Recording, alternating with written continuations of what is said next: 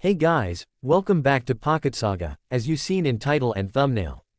In this video we are going to see, what if Ash has Dratini as starter Pokemon? This is part 2. In story is new so I will slowly updates parts as author update more. For more comment down your thoughts and like share, also don't forget to check out author of this story named, Flight to Destiny by Inferno 02. All details in description. I left 2 of my Pokemon with you yesterday, Ash spoke up, placing his Pokédex on the counter. Could you please get me their Pokeballs? He requested politely to the pretty pink-haired nurse who just retained her usual pleasant smile on her face. Nurse Joy nodded once before she placed Ash's Pokédex on the scanner attached to her computer. Trainers who left their Pokemon at the Pokemon Center were required to register them with their Pokédexes so that there wouldn't be any mix-ups and the Pokemon could be returned to them easily and safely. This was a method used in the Pokemon Centers for quite a few years now. The development in science and technology in the last few decades had made a lot of things easier, and this was one of them. Nurses didn't have to worry about making mistakes like handing a Pokemon that belonged to a particular trainer to someone else. That did make life a lot easier for them. Due to Pokemon battling being the most popular sport in the world by quite a distance, the Pokemon Centers were busy day and night. Not that any of the Nurse Joys complained about it. It was in their blood to treat and heal Pokemon and they loved their job. Asking any females in the Joy clan would bring that one singular response. As the scanner made a sound, the Pokemon Ash had left came up on the screen. Joy instantly instructed the Chansey beside her to get them, and that the pink Pokemon did that in a matter of seconds. Here are your Pidgeotto and Dratini, as healthy as ever. Joy chimed and handed over the 2 Pokeballs to Ash. Ash flashed his own thankful smile. Thanks a lot for taking care of them. You're welcome, Nurse Joy exclaimed cheerfully. Bring your Pokemon to me anytime you want and they'll be treated immediately. Definitely, Ash mouthed gleefully as he turned back to leave the Pokemon Center. Kaiser and Ava hadn't taken too much damage from their battle with Misty's Pokemon from the other day. Though, the trainer thought that it would do them good to spend some time outside their Pokeballs and in the comfort of the Pokemon Center's amazing care. He had everything packed up and he was ready to leave Cerulean City. He knew that the destination of his next gym battle, Vermilion City, will take quite some time to reach. Although Ash was patient when it came to some things, winning DGES and progressing in his Pokemon journey was something he liked to have haste in, which wasn't particularly a bad thing. At least as long as he didn't get into any trouble. Ketchum, it seems like I finally found you. A male voice from nearby made Ash turn around, a hint of shock present on his face. He recognized the voice, he knew it very well indeed. The look of shock turned into a smirk as his eyes met with the one whom the voice belonged to. You certainly did, Ash chuckled after the look of shock on his face was replaced by a gentle smile. He shook his head amusedly at the sight of the person that he knew he would meet sooner or later. Gary. The boy with mahogany-colored, spiky hair and black eyes walked forward towards Ash. He wore a purple long-sleeved shirt, dark blue pants and held a dark backpack. Coming to a stop right in front of Ash, he placed a hand on his hip while held a Pokeball in the other, which he spun around with a massive grin on his face. How've been doing alone, Ashy boy? He sniggered, intent on mocking Ash with his statement. I am amazingly well, thank you. Ash replied bluntly, although with a defiant smirk on his face. You don't seem like you're doing too bad either. I am surprised to see you here in one piece.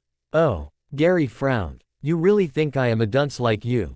He grinned before he let a series of chuckles right at Ash's face. He would never let himself be defeated by Ash, not in Pokemon battles, nor in anything else. Ash didn't show any visible changes in his stature even while Gary tried to greet him with such mockery. He knew Gary was just trying to get him angry, and he surely wasn't going to fall into his trap. This wasn't the most unfamiliar situation for him. Gary had the tendency of greeting him like this once in a while. But Ash was relieved to know that Gary was doing well.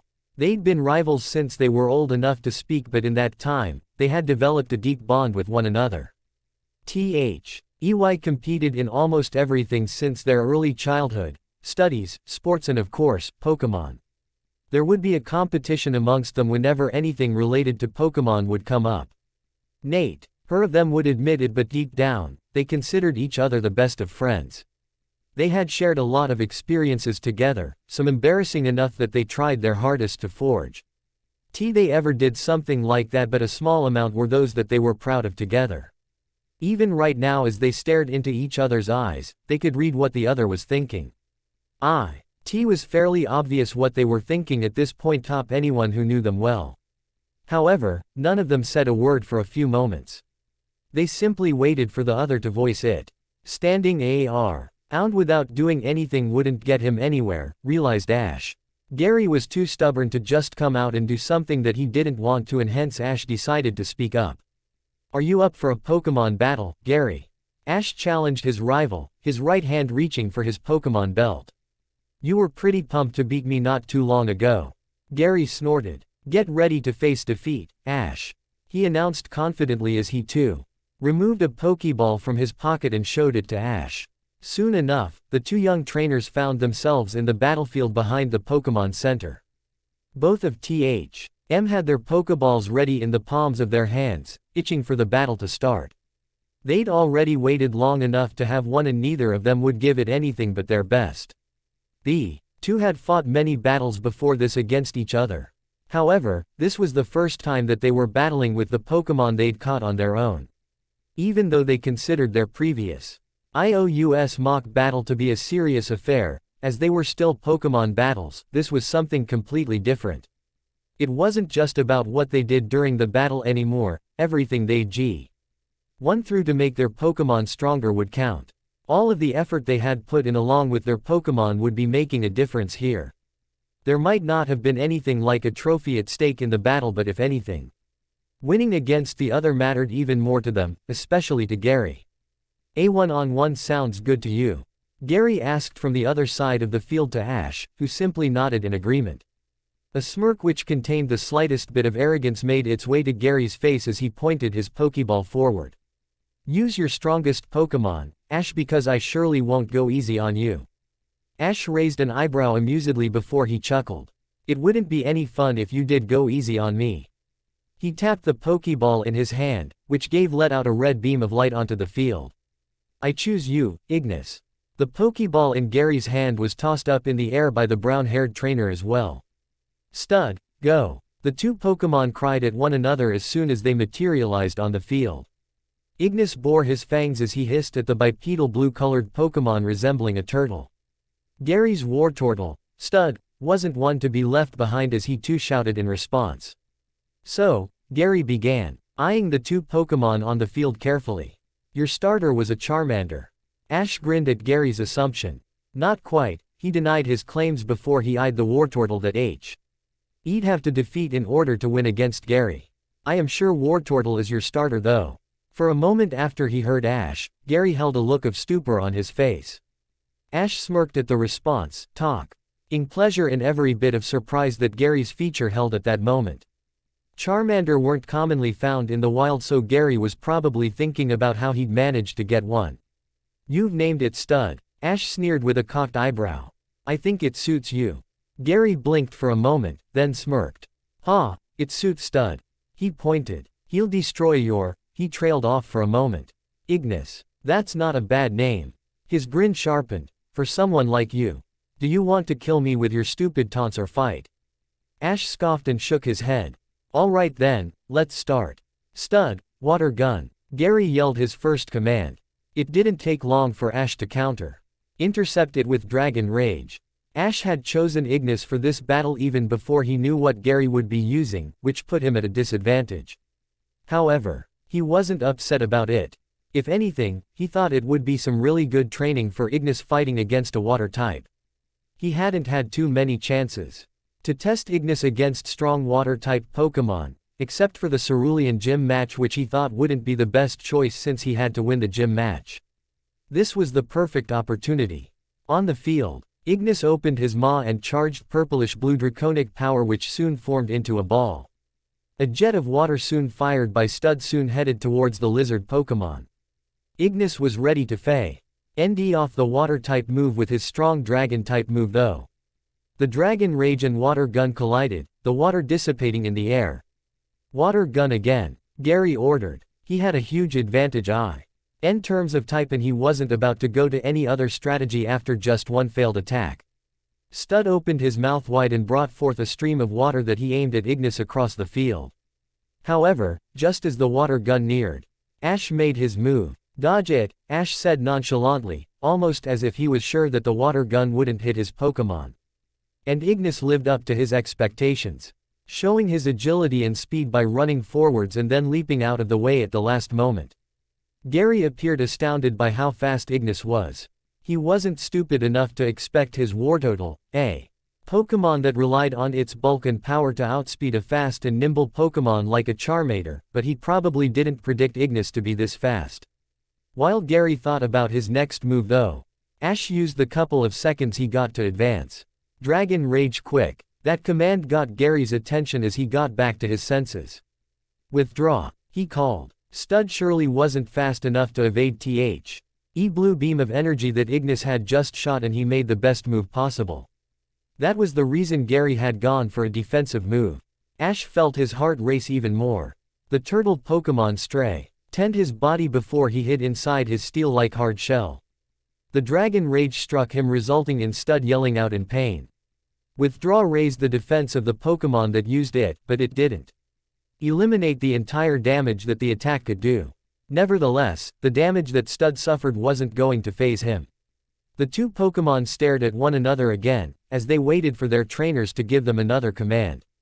The Wartortle snarled at his opponent while Ignis dangerously pointed his claws forward. "Ember," Ash called calmly. Ignis wasted no time and brought forth flames from the bottom of his being and instantly let them rip across the field at Stud. Gary waited just long enough for the Ember attack to be fired from his opponent's Pokémon before he opened his mouth. "Such attacks won't get you anywhere, Ash." He sighed as if disappointed before he turned his full attention to the battle with eyes which clearly showed the fire he had for Pokémon battles. "Stud, blow that away with rapid spin." And just as he said, Stud tucked himself inside his shell once again and began spinning around rapidly. The flames, as hot scorching as they were harmlessly swung away and dissipated. However, Ash smirked instantly. Now Dragon Rage. And Ignis was ready to attack. The flames of Dragon Rage formed inside his mouth as his mouth gaped in the direction at Stud, who just stopped its rapid spin. The speed at which Ignis had prepared himself for his next attack after Ember had taken Gary by surprise. Before he could think of a possible way for Stud to avoid the dragon-type move, the blue and black beam of energy turned into the shape of a dragon and walloped powerfully onto Stud. "Hang in there, Stud!" A worried Gary screamed. His concern for the turtle Pokémon wasn't without reason. His start had suffered a serious blow from the intense raging power of the dragons, and the bruises on its body that laid on the ground made it evident. For a moment after Ignis's attack had completed, Ash's jaw almost dropped. His mouth went agape when he saw that Ignis's Dragon Rage had taken the shape of a dragon, a sign that the Pokémon had all but mastered the move completely. Dragon Rage was one of the few dragon-type moves whose mastery could be told apart from the way it was executed. If the Pokémon had just learned the move, it was just a draconic beam of energy, while the form which Ignis just demonstrated was almost the perfect one. The fire-type Kanto starter of Ash's had gotten his Dragon Rage to this level of power sooner than Ash had expected. Even Kaiser, who was a specific dragon-type Pokémon, hadn't grasped this amount of proficiency yet. Ash beamed proudly at Ignis. "That was amazing, Ignis," he praised the lizard Pokémon before a serious expression again made its way to his face. He had already achieved what he would have liked from this battle, to get Ignis used to fighting strong water-type Pokémon.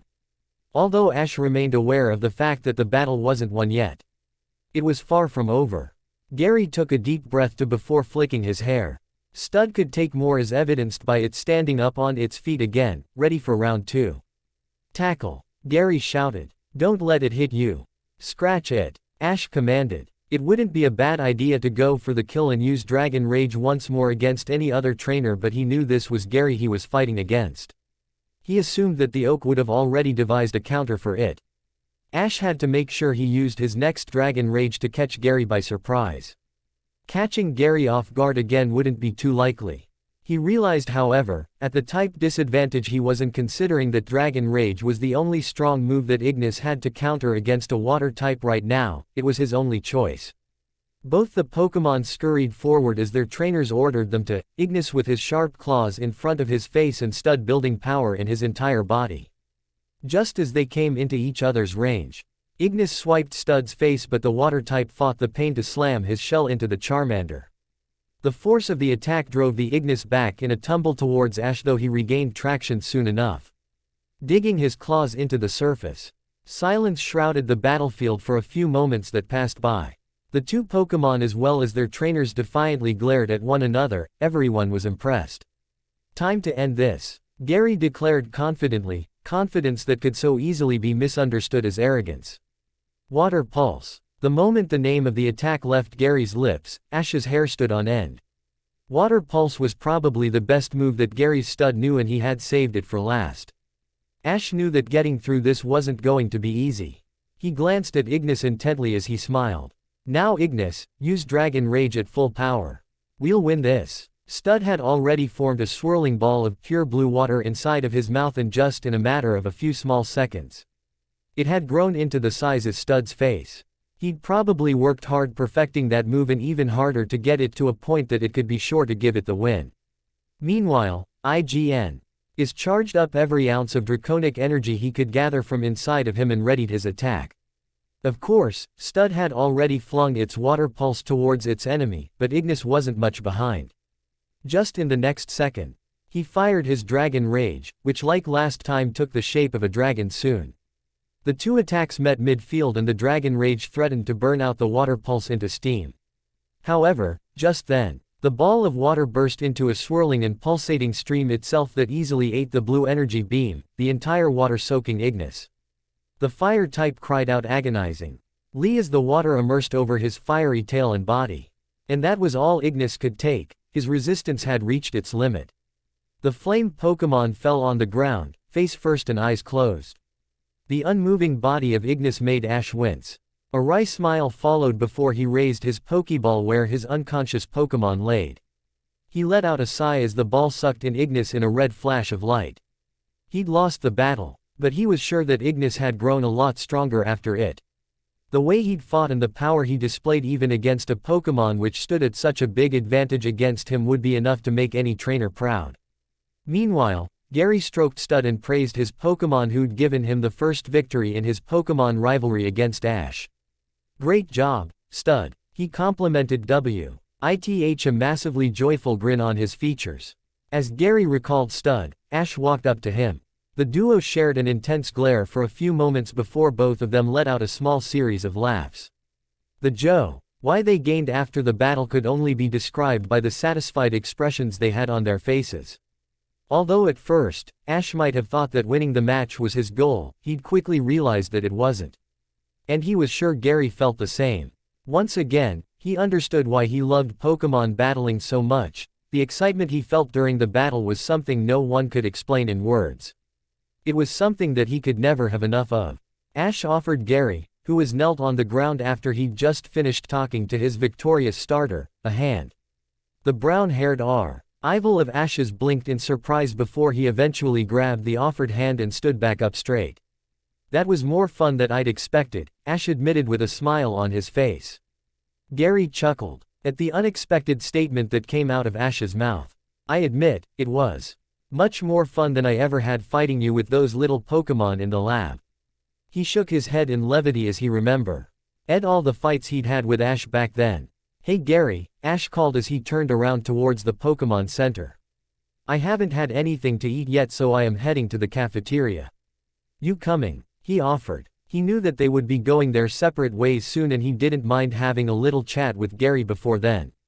It wasn't as if he had anything better to do while he had his breakfast. Gary raised an eyebrow at Ash's suggestion. Sure, he accepted but smirked as he started walking. You're paying. Ash couldn't help but sigh at that. But he didn't mind. So, Ash, tell me, Gary began, eating a bite of his sandwich. How many Pokémon have you caught? It was a question that didn't surprise Ash. He saw this coming from a million miles away.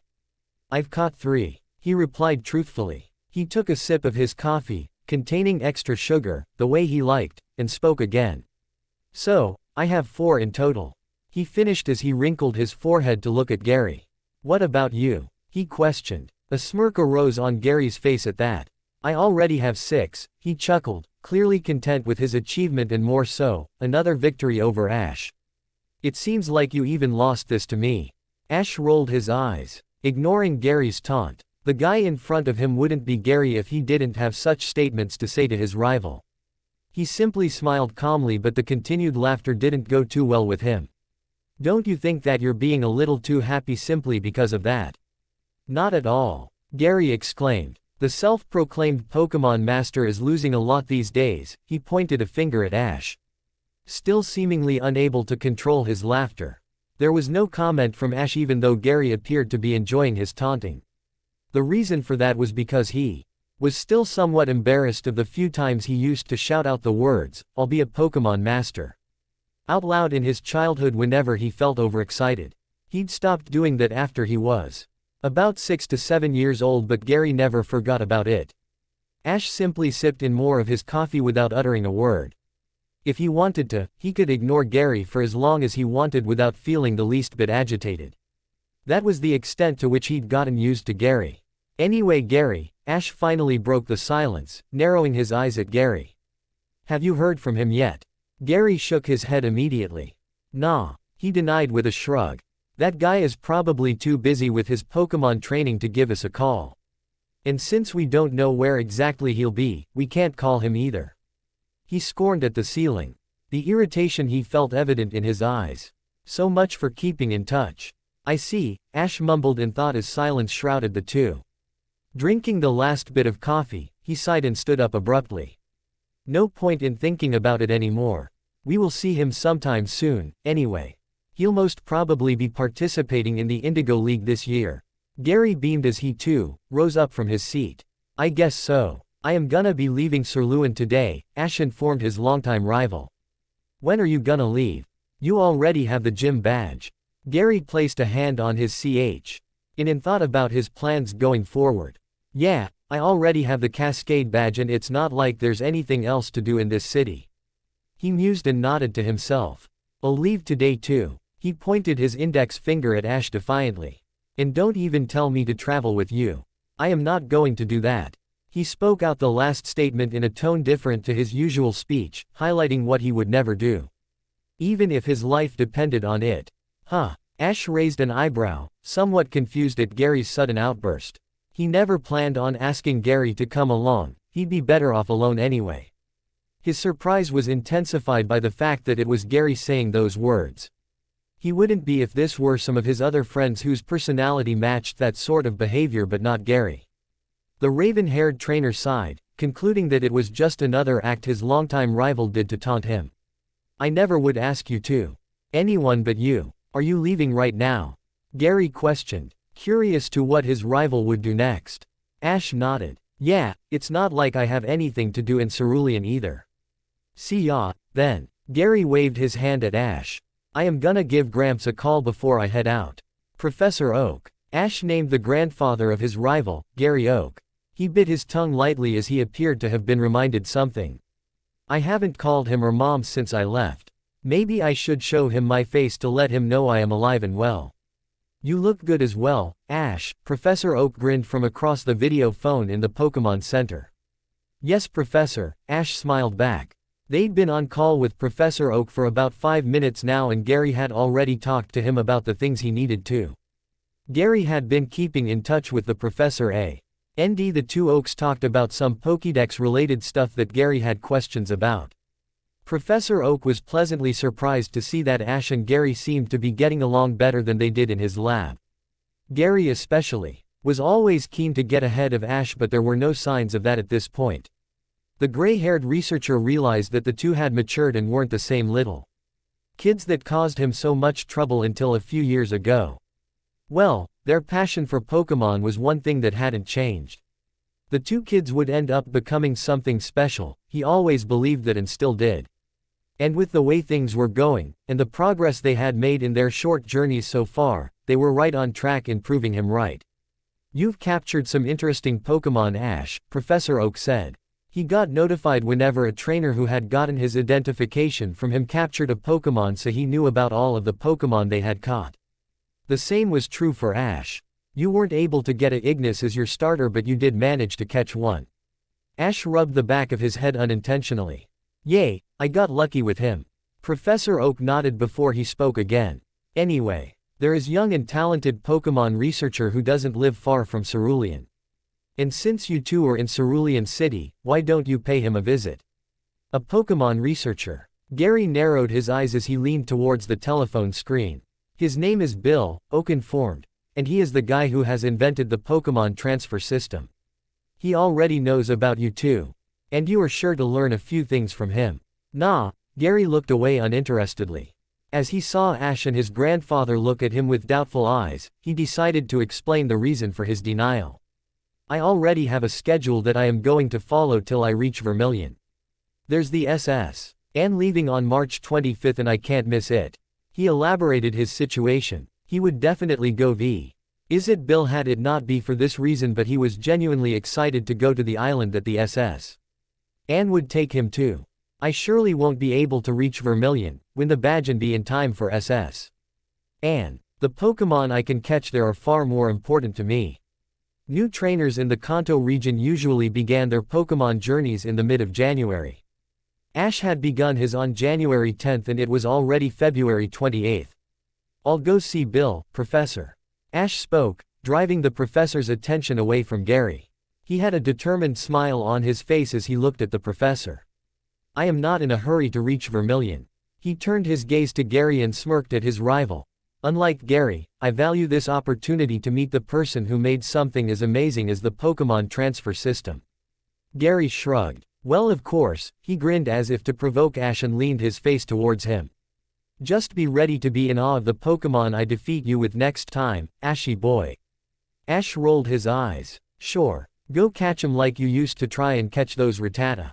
On the video screen, Professor Oak shook his head, realizing that the assumption he made earlier about Ash and Gary getting along well couldn't be farther from the truth. He cleared his throat to get the attention of the two trainers from his town back to him, which he successfully did. The two youngsters from the town of Pallet straightened themselves as soon as they made eye contact with Professor Samuel Oak. His stern gaze didn't make them too comfortable. They knew that look all too well from the days they had spent in his lab. They were once his students, and if there was one thing that they knew about him, it was that never make him angry. The fear that they felt when they were younger had almost reappeared. A few seconds of silence passed by, in which neither Ash nor Gary uttered a word or moved from their positions, before the professor finally opened his mouth again. It's not a big deal if you don't want to go meet Bill, Gary. I just thought that it would be a good experience for you two to meet someone like him. He explained, his expression relaxing and a smile creeping on his wrinkled face. As for you, Ash, he called Ash, who immediately turned all his attention towards him, not that he was not paying attention to him earlier. I think you will get along with Bill. He nodded twice to himself. He is much like you in a few ways. He is. Ash raised an eyebrow along with his query. Oak nodded. And don't let the fact that he is the inventor of the Pokémon transfer system fool you. He is just a few years older than you. Whoa, no way. Gary yelped in amazement. He didn't expect someone who'd made something so significant in the Pokémon world to be so young. This person truly had his attention now. That can't be. Ash was equally as surprised, evident by the small jump he did at the statement from Samuel Oak.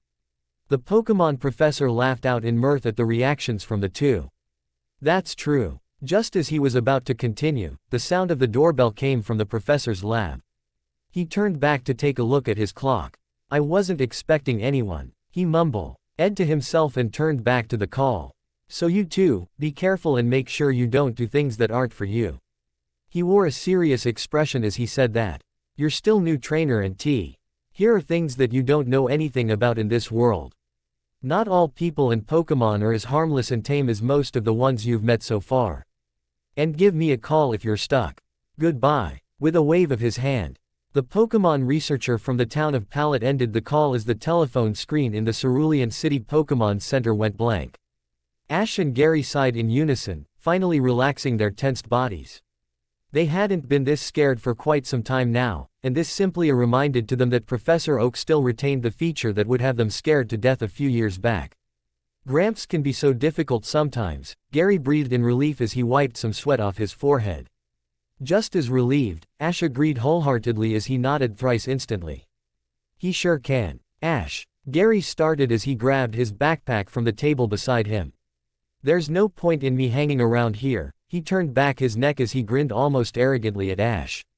You better make sure that you're ready when we meet next time, Ashy boy. He declared, his eyes containing a sheen that was visible during his Pokémon battle with Ash earlier. Sayonara. At this point, Ash was too tired of Gary's antics to give him any heed. Sure, I'll try my best. He shrugged off nonchalantly and smirked off at his rival. And those were the last words that were spoken between the two youngsters from Pallet Town. As the Gary immediately left the Pokémon Center and disappeared from Ash's sight. Ash hadn't expected to have such a long morning, it had been quite exhausting foe. Him, first the battle with Gary and then a reminder of the old Professor Oak. Although he couldn't say that he hadn't enjoyed it. It was just the kind of tiring joy a kid got from playing all day in an amusement park.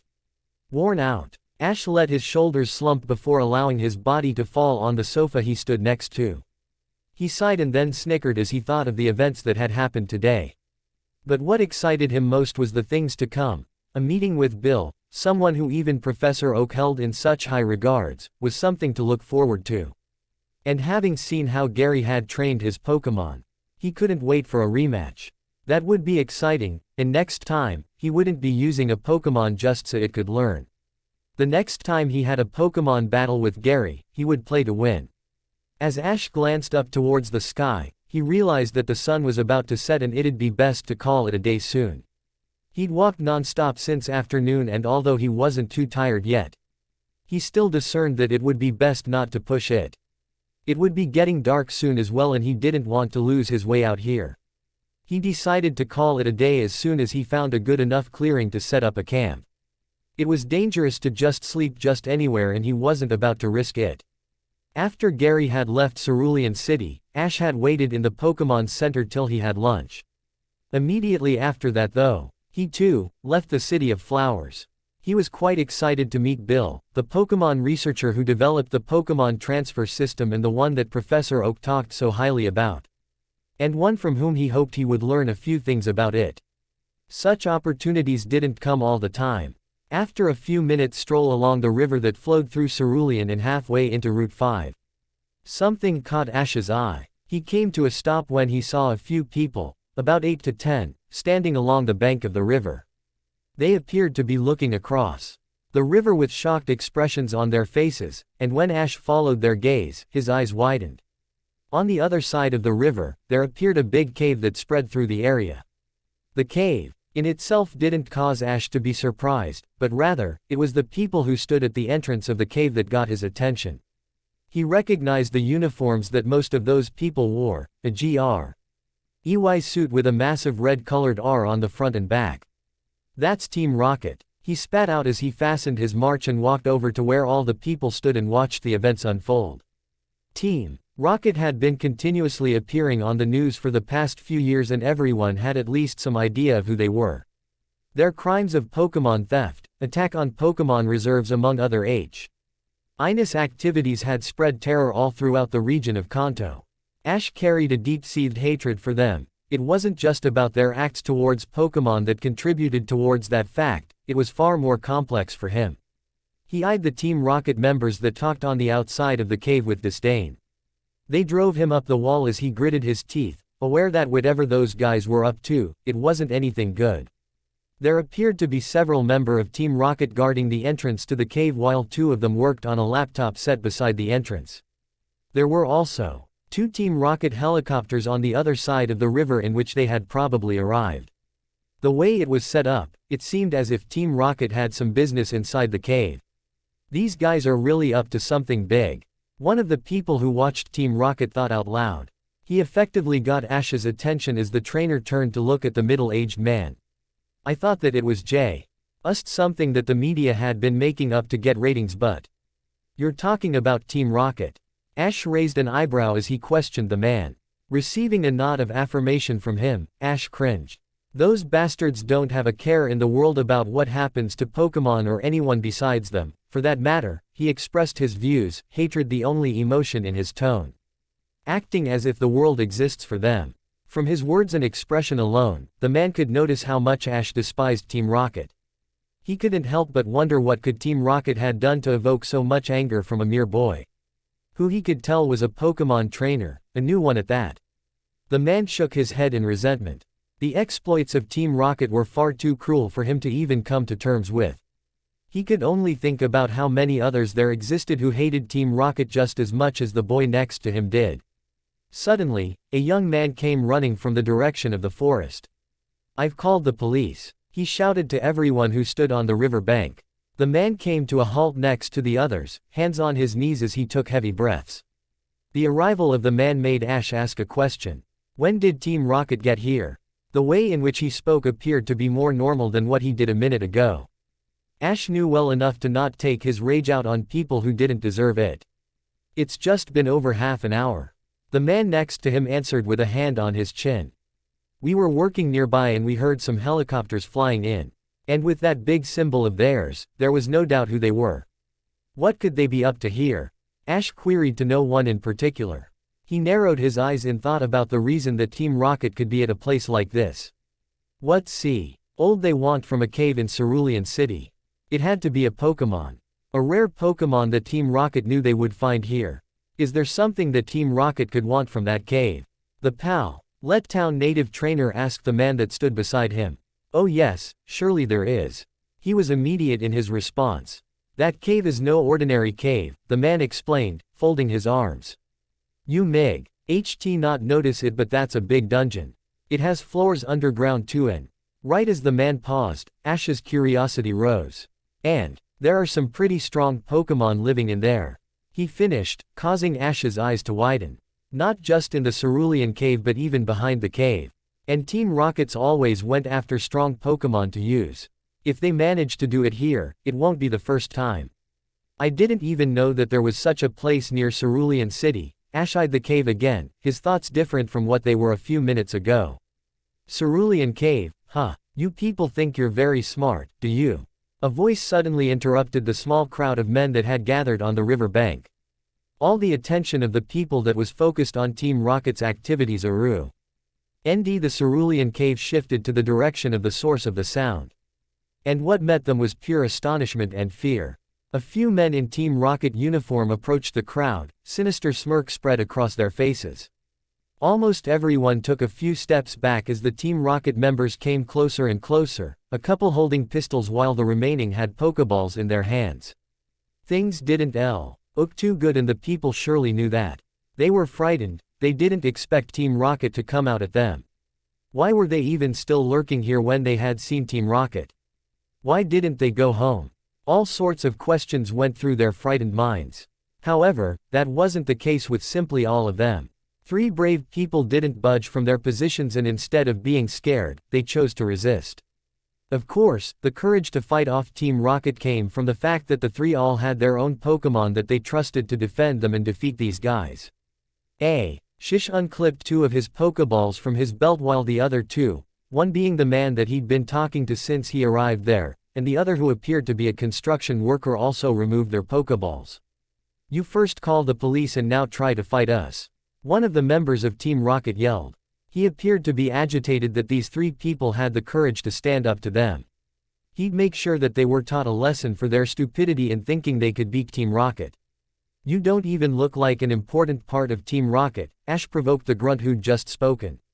"What did you say?" the Rocket grunt shouted through gritted teeth. It was clear that he didn't like the comments made by the trainer. Ash sniggered. "You're probably just some lowly grunt, huh?" The grunt grit his teeth in rage, taking steps towards Ash as the other grunts followed. "What did you say, runt?" He clutched onto the collar of Ash's jacket tightly and glared at the raven-haired teenager. "We don't scare you, is that it?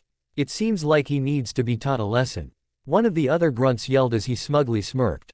"Let him go," demanded the man from beside Ash.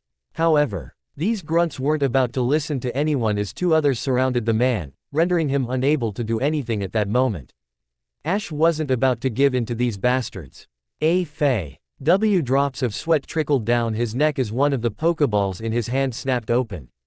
Ignis materialized at his side and he was almost about to greet Ash cheerfully when he noticed the situation Ash was in. Immediately, he bore his fangs and growled at the Team Rocket grunt.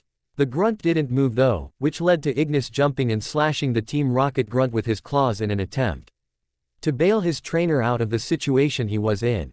The rocket grunt slammed Ash on the ground at the moment he was scratched by Ignis' claws and fell on the ground himself with a thud. Ignis, use Ember on them. Ash called out from the ground, not hesitant to tell his Pokémon to attack even humans. This wasn't a situation that he could go through if he wasn't able to give such an order to his Pokémon. It wasn't easy to give that command though. He had to convince himself that even if someone like those people got hurt, it was because of their own bad. They didn't think twice to take away Pei.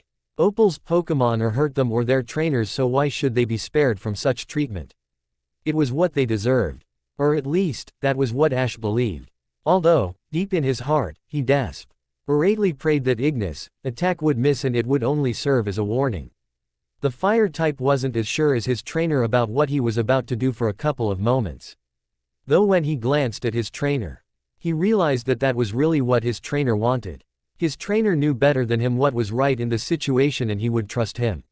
Flames formed in Ignis' mouth as he jumped forward and let the hot flames loose on the Team Rocket grunt. Everyone watched in astonishment, their eyes wide open as Ignis fired his attack. The Team Rocket grunt that was the target of the attack could only watch as the flames neared him. His body went cold and limbs numb with fright of what was to happen to him. The man closed his eyes and braced himself for what was to come, a low cry of fear leaving his lips at that moment. He didn't have enough time to use his Pokémon, and even if he did, he was too scared to think clearly. The only thing he could do was pray that he could somehow get out of this situation alive. The Team Rocket grunt waited for him to be burned to ashes by now. But the pain that accompanied never came. He didn't feel any stinging sensation on any part of the body. He wondered if he was already dead, and he didn't even have time to comprehend his death. He slowly began to open his eyes, even though he didn't want to, in the fear of finding out what could have happened to him by now. As he did so, suddenly, his eyes opened up and widened in surprise. He was alive. Ash gazed at the creature that had stopped Ignis' Ember from reaching its target. His lips parted slightly from one another. He was unable to find words to describe what the Pokémon who'd came out of nowhere had done. Inside his heart, he was relieved that the man wasn't burned. The feeling of awe for the Pokémon that saved the grunt was much stronger. He started, gasping for breath. Venusaur. And indeed, it was the fully evolved form of the grass-type start. Of Kanto that had stopped the Charmander's attack. The fire type who stood in front of the massive seed Pokémon didn't budge, even though fright ran through him. The deadly glare that the Venusaur Avenue him was enough to suggest that they weren't on the same side. That's enough from all of you. A feminine voice declared. The voice contained power and command, which made all of the grunts include the one who was at the receiving end of Ignis' Ember stand side by side at attention. The woman whom the voice belonged to jumped out of one of Team Rocket's helicopter, that had almost landed a few meters away from the crowd. In appearance, the woman was young, probably in her early 20s. Her short blue hair suited her pale white skin and hazel eyes. Unlike other members of Team Rocket that Ash had come across so far though, she didn't wear the usual gray uniform. Her clothes were a simple pink shirt and black leggings, and her membership of Team Rocket was shown by the black coat that she wore over her shirt. Is she? Ash stuttered as he watched the woman walk towards him, the Team Rocket commander. He wondered about that question all the while as she closed in towards him, an unpleasant look on her face. He quickly discerned that he should call Ignis back to his ball, which he did the next moment. Surprisingly, that action wasn't met with any resistance from either the Venusaur that still stood where he'd appeared or any of the Team Rocket members. Not even the female commander said anything to that. Listen, you brat, the blue-haired woman called after coming to a halt right in front of Ash. I know what you're thinking right now, she stated, staring right at Ash, which made him more than a little uncomfortable. She had some presence, she wasn't just any other woman. But don't even try to interfere with any of Team Rocket's plans. Many young trainers like you have already tried and they've suffered consequences. If you don't want to be in the same condition as those petty trainers, you better not get in our way," she warned, her words sharp enough to make even a trainer with as much determination as Ash have second thoughts. She wasn't kidding. No way she was. This woman meant business, and something in Ash's gut told him that she wasn't someone to be messed around with or to be taken lightly. His best bet for now would be to concede. He couldn't even think of opposing her, not right now. Anyway, Ash gave no evident response, but the female commander of Team Rocket assumed that the lecture he gave him would be enough. It had been for all of the ones she'd warned so far. "The same goes for all of you," she yelled as she sternly looked around at each and every person present in the area that wasn't a member of Team Rocket. "Mess with us and be prepared for your lives to be ruined," she declared, her stare piercing through everyone and her voice shaking everyone's will. It wasn't simply her presence that frightened them to this extent. Make no mistake, she had a terrifying command over them. However, what made them fear her even more was the deadly Venusaur that she possessed. Just looking at it made them cringe with fear. There were a lot of Pokemon any of them had seen that made them feel that way. "Everything has been taken care of, Commander Allison," one of the grunts reported and saluted the blue-haired woman. The Team Rocket commander, now identified as Allison, nodded. She looked at Ash one final time before she turned around and started walking from the direction she came from. All the civilians watched the commander call back her Venusaur back. She must have had more like that Pokemon. She was a Team Rocket commander after all. In a matter of a few short minutes, Team Rocket had cleaned up and left in their helicopters. The police that was called never came. Rather, Team Rocket made their escape even before the police had the chance to arrive. They'd just been there for a little above half hour, and in that, they'd done their work. Everyone present now held Team Rocket as a more serious threat than they ever did earlier. They weren't just evil, they were extremely competent in what they did. Ash let out a massive sigh of relief, falling on his knees. This happened far too quickly for him to comprehend anything. It felt as if only a moment had passed from when Ignis fired his flames at the Team Rocket grunt, and now it was all just so frantic. The man who'd stood up for Ash noticed that this encounter with Team Rocket had had an effect on him. He bent down and placed a hand on the shoulder of the boy who appeared to be nothing but dejected.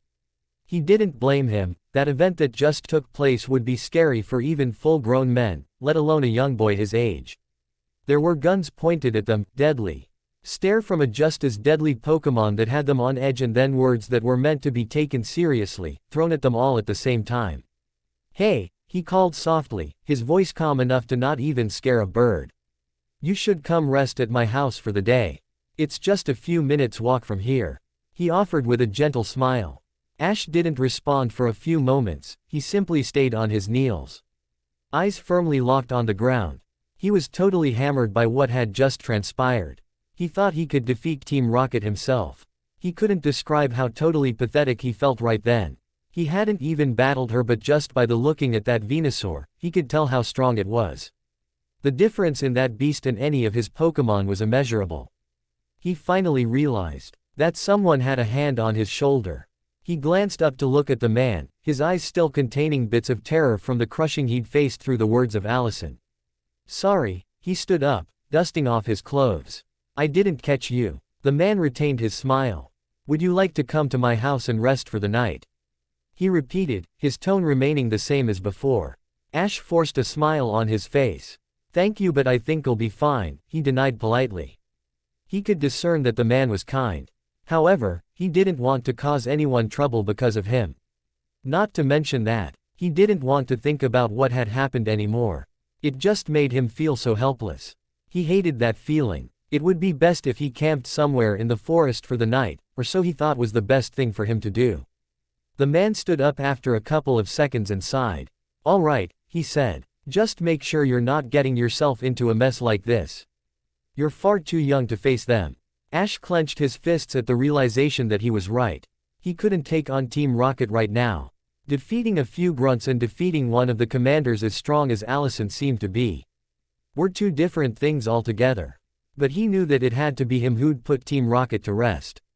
He considered it his duty to do that, and he'd do it, no matter what he would need to go through with that vow that he'd sworn to himself. "Don't worry," he assured. I'll make sure to do that. Thanks for the asking though. It isn't always that I come across people as kind as you, sir. As soon as he said that, he waved goodbye to the man before he turned around and began his trek. He'd have to find a suitable place to set a camp for the night, and it was already starting to get dark. And you are surely the bravest young man I've ever met. The man whispered to himself, gazing at the young boy whose figure started to become smaller and smaller until it finally vanished from sight. Don't be too rash, Ash Ketchum. He knew who the kid was. The man had quite an interest in young Pokemon trainers, and he'd definitely heard of Ash Ketchum. He already thought that he would be becoming an excellent trainer in the future, but now, he doubted if excellent would be enough to describe him. Ash gazed into the blue sky, various thoughts crowding his mind. The incident with Team Rocket had happened the day before, and although Ash left it behind him, the feeling of disappointment still lingered in his heart. It was difficult for him to keep himself going after what he'd witnessed and experienced. Yet, he'd fared well so far, and he was sure that he'd be back to being himself in a few days, or so he hoped. All his Pokemon sat on the ground in front of him, eating the food that their trainer had given them. While Kaiser, Tia and Ava ate their food without any concerns, Ignis didn't feel as good. He glanced at his trainer various times between his meals, having experienced exactly what Ash had experienced. Suddenly, Kaiser crawled to where Ash sat and cooed at him. Moments passed as he waited for the response, but he got none from the raven-haired boy. He called out to his trainer again and yet couldn't reach him. Patience was one thing that Kaiser didn't have lots of, and soon enough, he lost what little he did. He jerked his head back as greenish energy formed in his mouth. Ignis' eyes widened when he noticed what Kaiser was about to do. He ran, as fast as he could, hoping that he wouldn't be too late. Kaiser fired his Dragon Breath attack, and just as he did, Ignis tackled him. Not intending to hurt him, just not wanting him to hurt Ash.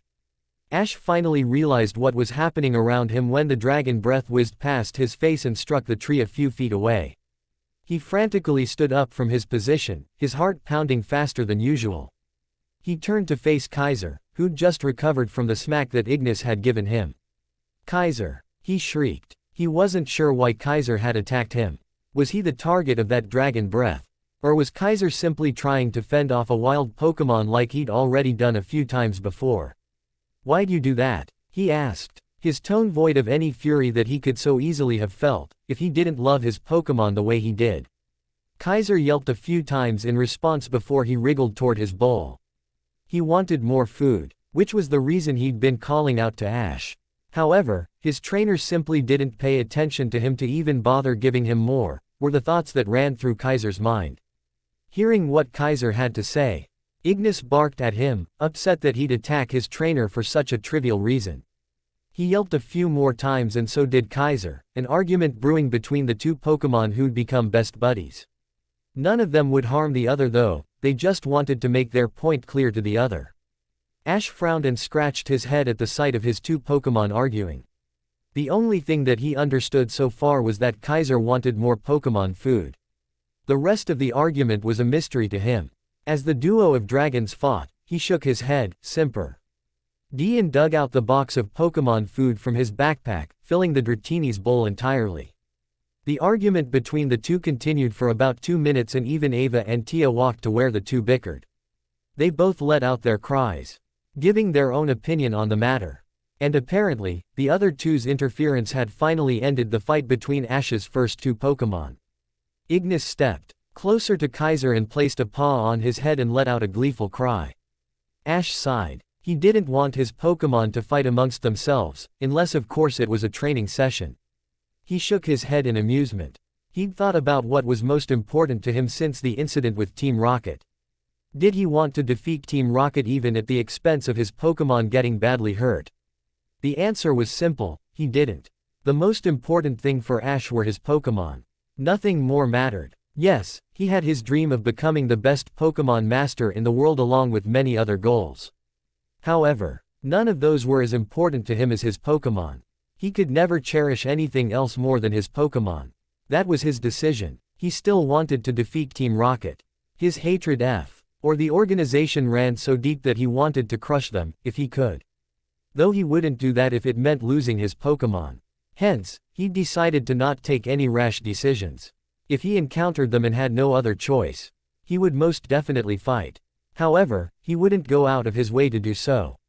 Not until he was sure that his Pokémon could take it and annihilate Team Rocket without putting themselves at any major risk. That was his choice, his selection. All of Ash's Pokémon appeared to be resting, the weather perfect to do so. Ash took a deep breath and decided it was time. "Hey guys," he called to each and every one of his Pokémon. He rose up from the ground and walked to where his Pokémon sat. And all of them could tell that their trainer wanted to tell them something. They could feel it. Despite Ash's tone being close to normal, there was just something different. They all gathered around Ash, determined expressions on their faces. Ash smiled at the sight of his Pokémon being so serious when he'd called them. "I want to tell you something," he pointed out, as if it wasn't already obvious to them. "You all know that my dream is to become a Pokémon master."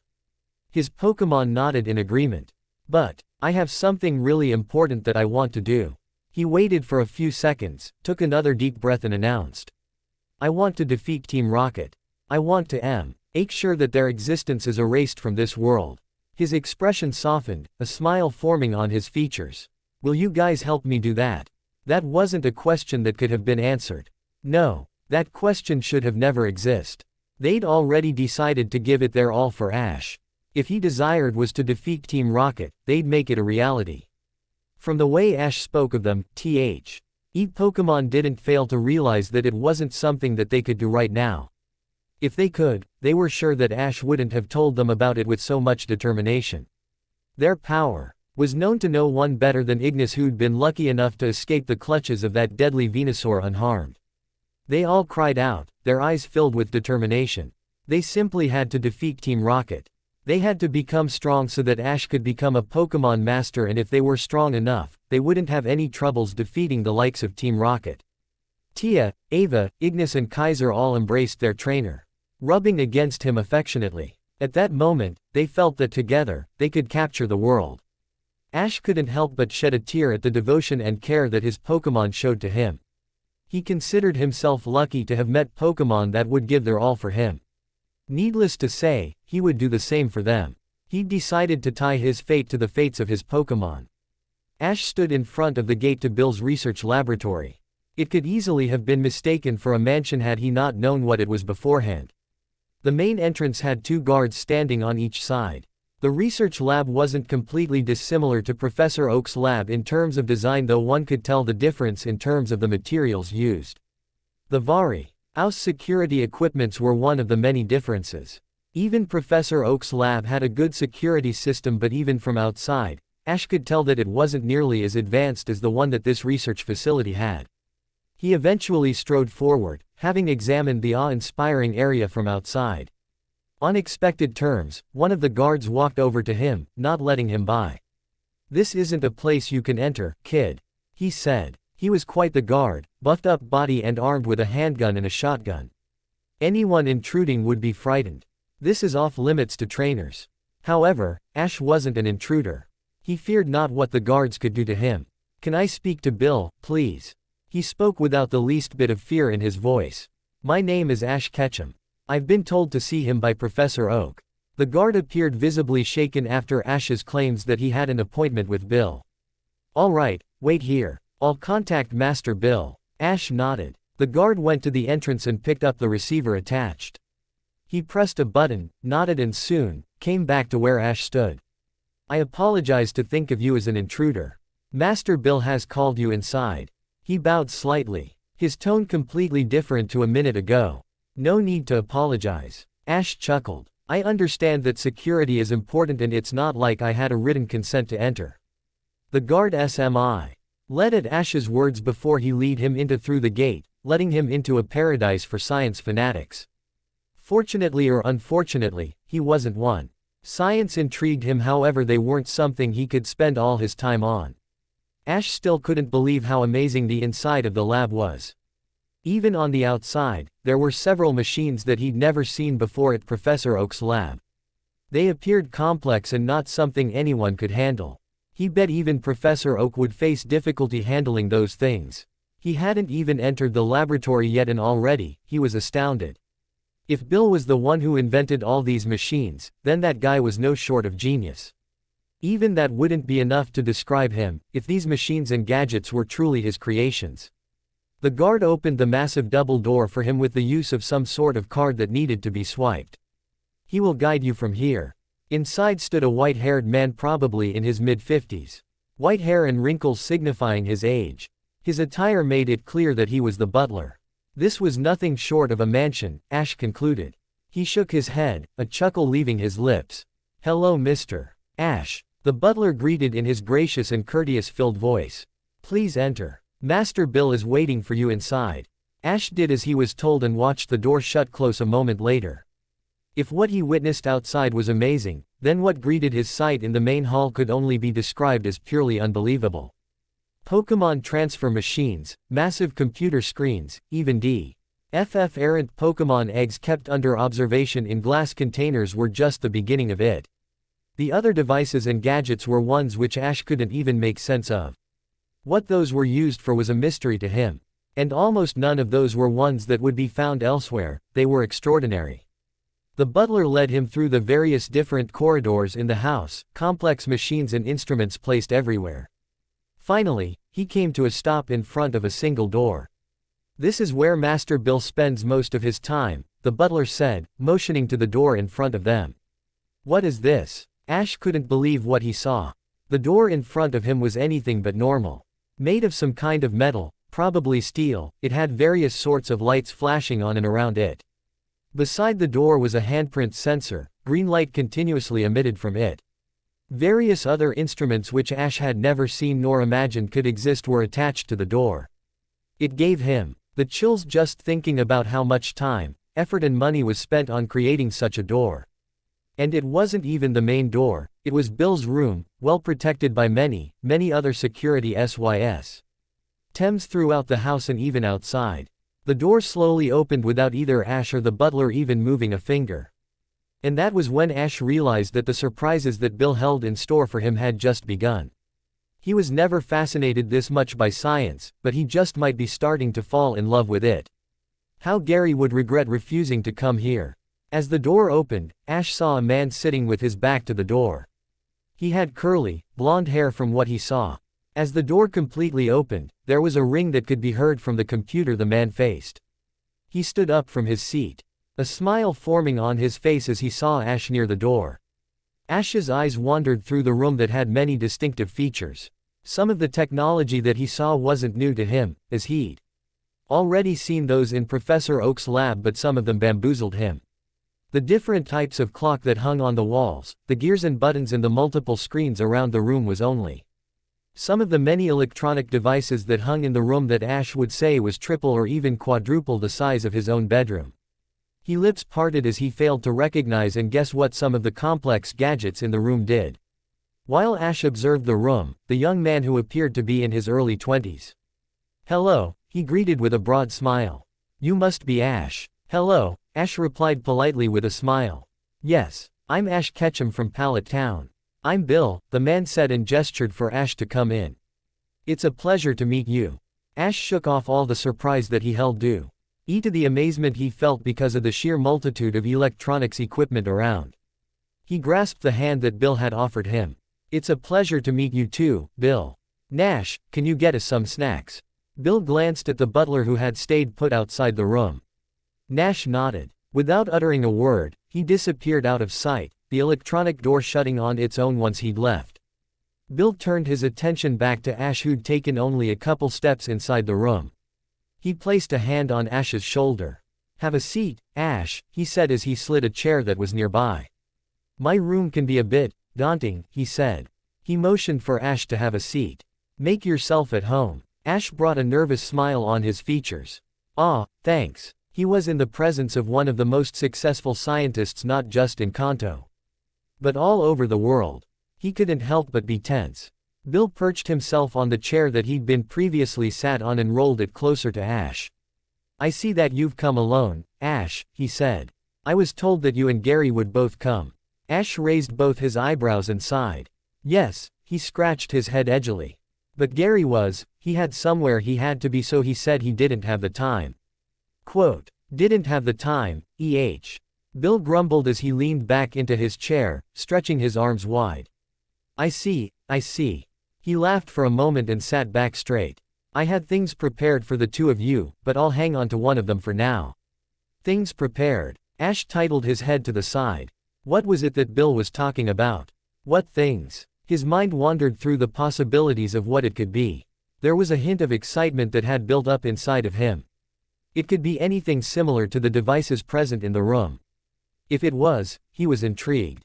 Nothing special, he mumbled as he turned around and opened the drawer under his shelf. He removed a watch-like device from it, blue in color and bigger than a normal-sized watch. Here, try it, he said as he offered it to Ash. It's called an X-transceiver. It's a device that's been recently developed in the Unova region and my job was to add some finishing touches to it. An X-transceiver. Ash eyed the device with interest. He accepted the X-transceiver and observed it from different angles. He twiddled around with the watch but was careful not to touch the screen. He didn't want to push any buttons on the screen that did anything he didn't want to happen. Is it like a watch? It can be used as a watch, Bill said. He smirked as his eyes lit up. He probably enjoyed Ash's ignorance. But it does a lot more than a watch. It can make calls, it works as a map and a lot more. Ash's eyes widened at the revelation of the many functions of the X-transceiver. Really? It can make calls? He all but shrieked, slack-jawed. Mobile phones were released in the time, but they weren't too prominent for traveling trainers because of the need of signal to make calls through it. They would need to have range, and because of their journeys through the wild, where signal towers weren't installed, Ash thought it would be a waste to carry it around. Most trainers preferred to make calls with the many call booths or Pokemon Center telephones that could be found in any town, and even most villages. Ash wondered what was different about the X-transceiver as compared to a normal mobile phone. But can't all this be done with the help of a mobile phone? Why make a device like this? Bill chuckled at Ash's perception. Indeed, it has the functions that a mobile phone would. But there's something much different about the way X-transceiver makes calls. It doesn't rely on the signal towers like mobile phones do. It has its very own network made specifically for X-transceivers. His face perked up as he leaned forward, eyes glittering like a little kid's who'd shown his new toy to his friends. He seemed to be loving every moment of this explanation to Ash. It may have been because of the sheer interest that Ash showed. That's what makes it different and so much better for trainers like you. While it can't make phone calls from anywhere, I can assure you it will be much more valuable than a normal mobile phones. I see, Ash muttered, still fidgeting with the device as he regarded it even more keenly. It was simple watch-like device, yet the things that Bill told him that the X-transceiver could perform were amazing. He glanced back at Bill. And you're saying I can just have it? Bill's lips parted for a second, before he let out a burst of laughter, clasping his hands together. Of course, Ash. He looked at Ash with a lopsided grin. Did you think you'd have to pay for that? It looks really expensive, he mouthed bluntly. And you said it's not even out in the market yet. Bill placed a hand on Ash's shoulder, as if to assure him. If you want to pay me, do it by winning the Indigo League. His blue eyes sharpened the next moment, glaring right into Ash's amber ones. I might not look like it, but I'm very fond of Pokemon battles. Of course, I love science, but if I didn't have all this, I have no doubt that I would have become a Pokemon trainer. Bill certainly had a presence. It wasn't his stature that made it that way. Simply the machines that surrounded this room, and the thought that Bill had a hand in developing a lot of them, some of them all by himself, was no small feat. There probably weren't many who could win a scientific debate with him. Ash scratched his head, a nervous chuckle leaving his lips. Is that so? Yes, Bill said quietly. His sharp expression softened and a gentle smile crossed his face, and I'm very interested in watching you in the Indigo League, Ash. Interested in watching me? Ash repeated. He wasn't exactly sure what Bill meant. Yes, he confirmed. And Gary as well as a few more. Your generation has quite a few. You probably don't know this, but I was present in that camp. It was quite spectacular. Naturally, being from Kanto, I wanted to see our kids do well. Win against those from other regions. The shine in Bill's eyes when he talked about Pokemon battling was similar to what Ash noticed in a Pokemon trainer during a battle. He even felt that it wasn't too dissimilar to his own at such times, filled with passion and an urge to be victorious. Ash also knew exactly what Bill was talking about, and whom he was referring to. He himself looked forward to his meetings with them. He didn't utter a word, just intently listening to what Bill said. I enjoyed watching those kids from other regions as well, he grinned. But you young trainers from Kanto are the hope. Even Lance, Kanto's champion, is from Johto. We have always had promising trainers in Kanto, he sighed, nibbling on his lower lip. Ash felt his stomach wobble at the disappointment that he felt in Bill's words. But it's been a while since Kanto's had one dominate the leagues the world over. That's why you want us to do well in the Indigo League? Ash asked, curious. He understood what Bill meant. He didn't think as much about trainers being from a particular region, but he could understand Bill's feelings on the matter, if only a little. Even in the Indigo League, there'll be trainers from other regions. But you're the ones representing Kanto, he said, fingers laced as he leaned forward, absorbed in his speech. Remember, Ash, you're representing Kanto, not just in the Indigo League, but in any Pokémon tournament you participate in. There'll be people behind you who you don't even know. Ash couldn't muster up any words in response. He'd been shocked at the revelation that he would be a representative of the entire Kanto region. Of course, he always knew that there were trainers from other regions participating in the Pokémon League of the Kanto region. He never imagined the people who weren't Pokémon trainers took it so seriously. However, Bill made it clear that there were those that did. The blonde-haired researcher realized that his ranting had gotten to Ash. He shook his head, letting out a chuckle. Don't worry, Ash, he said gently. I'm sure you'll do well. Ash snapped out of his daze as Bill nudged his shoulder.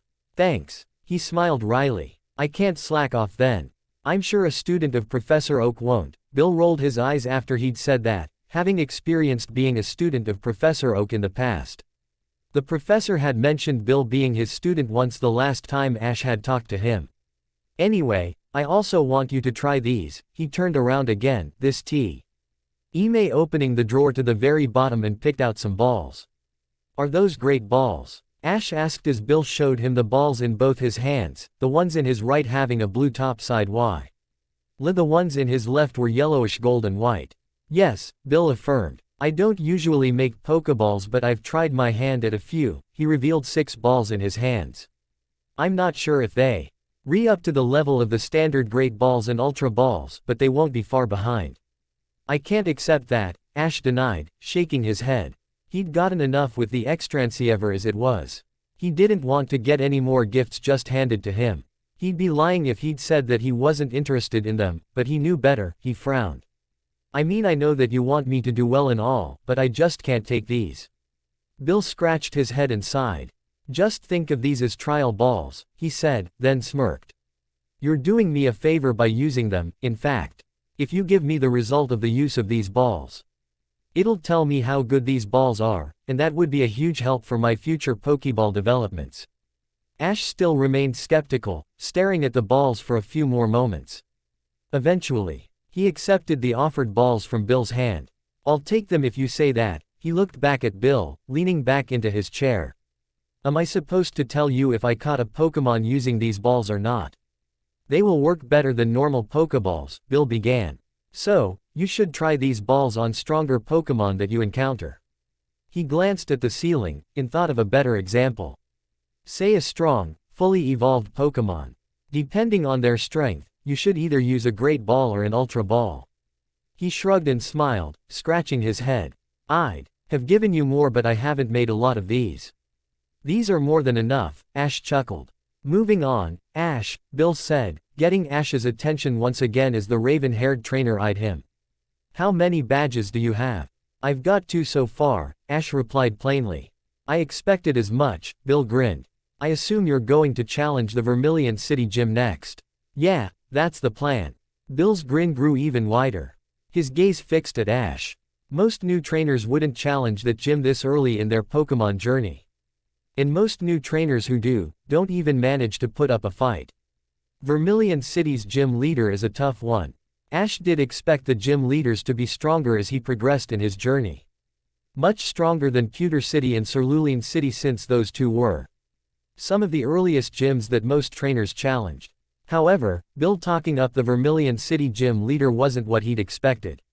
What did Bill mean? As his thoughts ventured to recall the past instances in which he'd heard about the Vermilion gym, he remembered that this wasn't the first time he'd heard someone speak so highly about the challenge that its gym leader posed.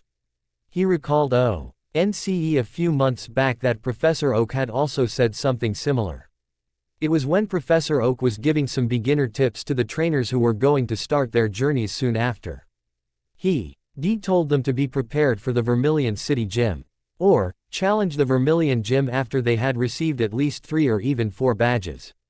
It wasn't that Ash didn't pay attention to Oak's warning. He'd already decided the order in which he was going to challenge the gym leaders before Oak told them about it. And he wanted to follow that order. The recurrence of the warning from Bill made him reconsider. Only for a few short moments though.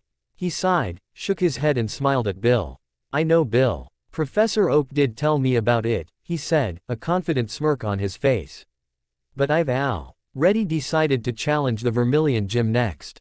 And I will. Bill blinked and then burst out in a chuckle. That's the perfect answer. I'd have been disappointed had you told me that you were going to go somewhere else after I told you that Lieutenant Surge is no ordinary gym leader. Ash nodded. Lieutenant Governor. Surge would prove to be a challenge to him indeed. Professor Oak or Bill wouldn't be wrong. Right then, the sound of the bell rang. Bill pushed a button on his desk and the door opened automatically. It was Nash. With a nod from Bill, Nash entered the room with the wheeled table. He brought the table between Ash and Bill, taking out the tray and revealing everything that he'd brought. There were cookies of different kinds, some chocolate, some filled with milk cream, some chips and 2 cups of coffee. Thanks, Nash. Bill smiled at his butler. I'll call you if we need anything. Nash took the cue and strode out of the room right away. He was quite the butler. And he acted differently around Bill. Ash hadn't heard him say a word to Bill after his arrival yet. Bill glanced at Ash and gestured for him to have the snacks, as he put some sugar in his coffee. Eat up, Ash, he said. You want any extra sugar? I'd like a bit. Yeah, Ash nodded. I like my coffee sweet. Just like me, Bill chuckled and added some more sugar to Ash's coffee. He took a sip of his coffee, wowing at the taste. So Ash, do you mind introducing me to your Pokémon? Ash sipped into his own coffee, his eyes widening at how good it tasted. He almost missed Bill's request. You want to see my Pokémon? Receiving a nod from Bill, he continued. You want me to show them to you here? Will that be a problem? Bill queried, sitting back straight in his comfy chair, sipping into his coffee some more. The room was spacious enough for a Snorlax to be in, but that wasn't why Ash was hesitant. He was sure Ignis, Ava and Tia would be perfectly mannered, but he wasn't so confident in Kaiser's ability to be calm. The room was far too expensive and it wouldn't be a pretty sight if Kaiser began to unleash his attacks in there. Various scenarios of Kaiser destroying some of the stuff in the room made him grimace. Bill snapped his finger in front of Ash's face. Even though the trainer hadn't realized it yet, he'd been in thought for a minute already. And neither did he know of the various weird faces that he'd made in that time. You with me, Ash. Bill waved his hand in front of Ash's face. Eventually, Bill had gotten through. Yes, Bill. Ash blurted out. Bill smiled at the confused look on the trainer's face. Is something wrong with showing me your Pokémon? Ash shook his head and got hold of the glass of water on the table. He took a couple sips and spoke. I don't think it's safe for room if I release one of my Pokémon here. Bill blinked in confusion. You mean you've got a wicked Pokémon? His expression completely changed. His eyes grew wider, accompanied by a grin so large that Ash couldn't quite make if this was the same Bill. The researcher unintentionally banged the table lightly and gushed forward. Not exactly wicked, Ash chuckled nervously. He rolled his eyes at the imagination of Kaiser being wicked. It wasn't a good sight. He's just a bit too lively. Sounds like a wonderful Pokémon, Bill's eyes glittered. We can go out to the fields after eating. Ash shrugged. Bill wasn't going to let it go. Not that Ash minded showing his Pokémon to Bill. He only feared what Kaiser could do. Sure. Just like that, the duo had a few snacks, all the while Ash asked some questions that he had regarding some of the many gadgets that intrigued him in the room. Bill answered most of those questions in a way that Ash was able to grasp the basic concept of how those things worked. Ash found it interesting. So interesting in fact, that he didn't want to stop talking about it. However, just like him, Bill too was curious to see the Pokémon Ash had caught. After almost an hour of discussion and talk inside Bill's room, the two left the house and walked to the empty fields behind Bill's mansion. It wasn't outside Bill's mansion. It was part of it. And the space was huge. It had a few trees here and there, some flower beds, but otherwise, it was just a massive grassy field. Alright, Ash breathed as he unclipped all his Pokeballs. Come out, everyone. As he threw the 4 Pokeballs in the air, his Pokémon materialized and chirped. They thought that it was training time, so they instinctively turned to Ash. Not much later, they realized that there was someone new there. They all looked at the human curiously, but none made a move. Guys, meet Bill. Ash walked over towards Bill's and pointed his hand at the young, blonde researcher. He's a scientist. The 4 looked at Bill for a few moments, and eventually, walked over towards him as their trainer told them to. They greeted him with chitters. It's nice to meet you guys. Bill exclaimed. There was excitement in his tone. A Charmander, a Pidgeotto, a Ralts. He eyed the green psychic type before he glanced to Ash. Did you catch this Ralts in the wild? Ash scratched his cheek. Yeah, you can say that. Her name's Tia. Quite a catch in the Kanto region, Bill said. They're hardly seen in Kanto. They're native to Hoenn but they're not that rare in Sinnoh. They're much rarer in Kanto and Johto though. I was lucky with Tia, Ash admitted. She was injured when I found her, but someone in the woods near Pewter City was taking care of her. I didn't have to fight her for the capture.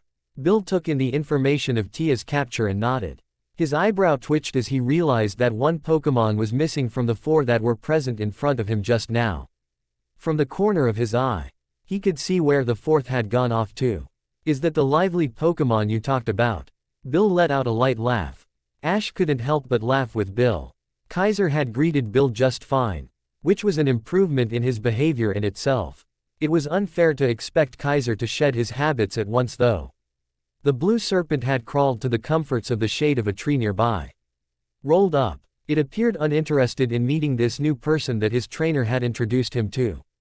Kaiser can be like that. Ash found it difficult to word exactly how to describe his Dratini. He shook his head, arms folded. Kaiser, come here. Kaiser opened one of his eyes after he'd heard the calls of his trainer. He yawned. By now, he'd learned to respect his trainer. He'd come to love Ash, in fact. Like an obedient Pokémon, Kaiser lazily crawled over towards where Ash stood and looked up at his trainer, letting out a coo. Bill bent down, his eyes clearly interested in Kaiser. And a Dratini. Where did you find this little boy? He looked up at Ash, twisting his eyebrows playfully. Kaiser is my starter, Ash grinned. He figured Bill would be quite surprised by the revelation. Bill's lips parted in curiosity. Your starter? He glanced at Ignis and then back at Ash. You mean to say Charmander isn't your starter? The conversation between the two humans had also caught the interest of all the Pokémon. They'd been listening intently of what the two discussed. Even Kaiser, although attempting to hide it, had his ears open to the conversation. They did after all, understand human speech. Tia more than the other 3 because of her ability to sense emotions, but everyone could make out what the humans talked about. No, I found Ignis, my Charmander, a while after I started my journey, Ash said. Bending down and petting Ignis, who howled sweetly in response. Do you think I'm lying? Ash's lips curled up in a playful smile. Of course not, Bill said. He chuckled, as he waved his hands in front of himself. I just didn't think Professor Oak had a Dratini to give to new trainers. He petted the Pokémon in question. Kaiser wasn't particularly fond of being petted. But he'd decided to control his emotions for the sake of his trainer. He only liked to be treated this way by one human, Ash. Well, it wasn't Professor Oak who gave me Kaiser, Ash stated bluntly. It was Lance. Bill's eyes widened at the revelation that Ash made. He stood up in stupor, harshly but unintentionally shoving Kaiser aside. Lance gave a new trainer a Pokémon. He shrieked, his relaxed posture going out of shape. Hands spread and jaw dropped. Ash was quite taken aback by the response. Was it really this big a deal that Lance caught a Pokémon to give to a new trainer? He said. He couldn't catch a Charmander that Professor Oak asked him to, Ash said. But he had a Dratini instead. So that was that. A crooked smile made its way to Bill's features. He calmed himself, but not fully. And you believed him? He questioned. Yes, Ash answered, lines forming on his forehead. Why would Lance lie? At that point, Bill almost burst out laughing. Almost. He controlled his laughter, a hand making its way to cover his mouth. He turned around, so as to not face Ash. He hadn't had to control a laugh like in a long, long time. Ash scratched his head in confusion. Was this how Bill usually reacted? He shoved the thought that Lance would lie to the back of his mind, not doubting his idol's words for even a moment. It took him some seconds, but Bill eventually calmed himself down. This was turning out to be a much ecstatic meeting that he could have ever imagined. He was sure Lance had lied. He was certain. He'd worked as an assistant to Professor Oak for a while in the years gone by. And he knew full well how the Pokémon to be given to new trainers were obtained. Yes, they were transferred to Professor Oak. But Lance never had a hand in that. And he was sure that with the workload of a champion, Lance didn't have any time to work as a Pokémon provider for even the great Professor Oak. Of course, he wouldn't lie. Bill coughed. There's no way our champion would need to lie to give you a Pokémon. He smiled. He had never seen this side of Lance. It was pretty similar to how he'd made Ash accept the Extransceiver and the Pokeballs earlier. There sure were ways they would go to have their way. Ash sighed. Of course, Lance wouldn't lie. I have to say Ash, Bill started, his gaze on Ash's Pokémon. You really have got some amazing Pokémon. I'm not much of an expert in judging a Pokémon's strength, but I'm sure you'll turn them into something even better. Ash smiled at the compliment from the researcher. Thanks, he said. Yes, they are amazing. He bent down and caressed Tia's face, who'd clutched onto his leg. The Ralts squealed in delight and nuzzled her face on her trainer's leg. And they love you. Bill laughed as he too began to pet Ava, who said her eyes and let the human touch her feathers. Bill observed Ava, Ignis and Kaiser one by one, petting them on the head. Ignis and Ava didn't have a problem with it, but Kaiser did. He controlled the urge to launch an attack though. Next, he moved towards Tia, who instinctively hid herself behind Ash when Bill got closer to her. Don't be scared, little Tia, Bill chimed. He tried to bring his hand closer to Tia, but she hid towards Ash's other leg this time. You love your trainer, don't you? Ash bent down and picked Tia in his hands. Don't worry Tia, he comforted the psychic-type Pokémon, nuzzling his cheek against hers. Bill just wants to be friends. Tia gazed into her trainer's eyes and nodded. After a second. Still hesitant, she turned to look at Bill, as Ash placed her body on the ground. She hadn't had close proximity with many humans other than Tasha and then Ash. She didn't have a problem being around humans, as long as she was with Ash. Getting too close to them, however, was totally different. Atta girl. Bill cheered, as Tia finally let him touch her. The little green Pokémon closed her eyes as he touched her, but after a few moments, she snapped them open. She looked into Bill's eyes and let out a coo. This human wasn't too bad, she could tell. Ash smiled at the sight of Tia getting comfortable and abandoning her fear towards Bill. She'd acted like that on a few occasions before. And he would have been talking to her soon about it. He'd decided to explain how she didn't need to be afraid of humans. Being wary of some was fine. But it appeared as if he wouldn't need to do that. The more she learnt on her own, the better it was. The two humans and the 4 Pokémon interacted in the fields for about half an hour before making their way back inside. This time, it wasn't Bill's room. It was the hall of his mansion. Bill had told Ash to not call his Pokémon back inside their Pokéballs. They would be hungry, he'd said. And they were. The way they grub. The Pokémon food offered by Bill made it clear. Kaiser gulped down the food in a way that even had Ash embarrassed. The other 3 showed much more etiquette in their eating habits. In the time the Pokémon ate, Bill gave Ash a trip of his house. He showed the raven-haired trainer multiple different gadgets and some more things that were in development with him. One thing that caught Ash's interest was one of the new Pokémon training gadgets that Bill was working on. So this can help psychic-type Pokémon train in their minds? Ash asked, observing the purple-colored necklace, which had a shining pink orb in the middle. If it's successfully completed, it will. Bill replied. It was clear he liked the enthusiasm Ash showed towards his devices. It's in the starting stages of its development right now. And it will take some time to complete. Ash rubbed the stone in the middle. Is this made from psychic plate? Bill clicked his fingers. Bingo, he said. The psychic plate helps strengthen the psychic abilities. This way, they can make a scenario in their mind. The strength of the psychic plate helps them to retain that without losing focus. If they can do well in their mental battle, it definitely will increase their strength as far as their psychic abilities go. Ash nodded, without uttering a word. The will be made such that their battle doesn't affect their minds. Bill continued his explanation. You see, Ash, there are still ways to strengthen a psychic-type Pokémon's mental energy without using such a device. But that takes very high-level Pokémon and a mastery in psychic energy that only the psychic types of the highest level possess. He nonchalantly rubbed his finger on the stone. And using so much mental power has its side effects. It can take a toll on the user's mind. That's why it's not really safe to do this, for even high-level Pokémon. He stressed the last part. I see, Ash said, glancing at Bill and then back at the necklace. So this can change the way psychic-type train. Well, it might, Bill said. It's been in the works for over 3 years now. If we're able to complete it and the Pokémon League deems it safe, it will definitely have an impact. Bill showed Ash some more of his projects. He absolutely loved explaining it to Ash. And Ash loved every moment of listening to it. Some of the projects in the work could prove so useful in training Pokémon that he almost thought about trying it, before being reminded by Bill that most of them are incomplete. Your house is quite fascinating, Ash couldn't help but as they Fina. LLY reached back to where they'd started. Some of those things, he struggled to put it into words, pausing for a few seconds. I couldn't even have imagined some of them even existed. That's the power of science for you. Bill said with a grin. There's almost nothing that science cannot explain. He chose his words carefully when he said that. Ash couldn't really disagree. Not after experiencing such amazing stuff. Ash's glance caught the clock.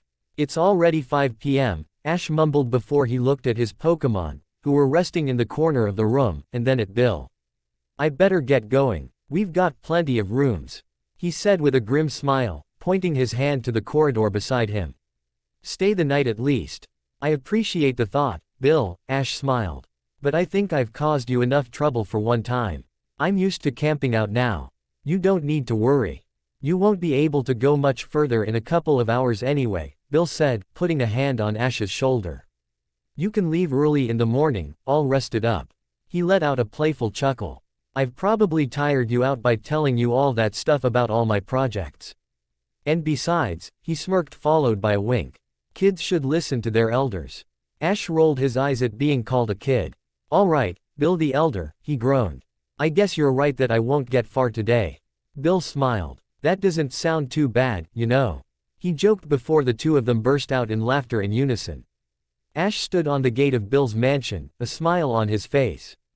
Bill too smiled as the two grasped the other's hands in a handshake.